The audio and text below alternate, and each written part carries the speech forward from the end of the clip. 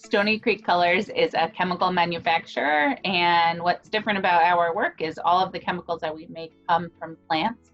So we work with farmers across the Mid-South, primarily in Middle Tennessee and South Central Kentucky, to bring indigo crops to their farms and help the farmers grow them in a more profitable way using improved genetics, improved harvesting methods, and ultimately a new extraction method to bring a higher purity indigo dye into industrial markets.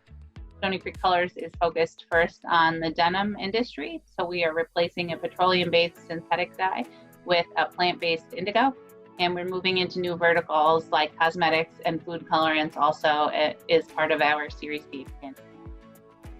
Stony Creek Colors' role in bringing plant-based colorants into the industrial and commercial fashion industries is part of a trend of companies using and seeking out bio-based and plant-based products to replace the petroleum products they're using today.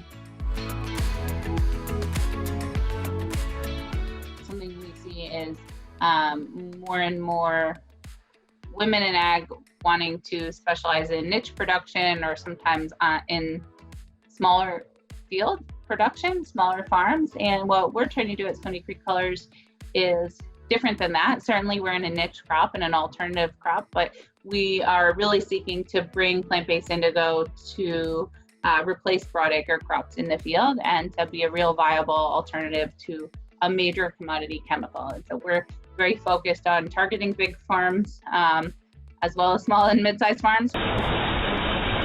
We followed a pretty traditional startup kind of path to a certain extent, but also when you're in agriculture, there's no traditional roadmap to follow. And what we learned really quickly was that accelerator programs or other kind of more typical startup advisors that don't understand ag will never really understand our business, because the seasonality and the complexity of managing for ag just add way more variables on top of an already kind of complex startup ecosystem. And so when I found out about Pete and the work that Ag Launch was doing, I knew that that perspective of kind of bringing the farmers in and bringing in the other important aspects of kind of developing and growing startups into growth stage companies, like financing and grants and all the things that allow companies like ours to succeed, was going to be really critical.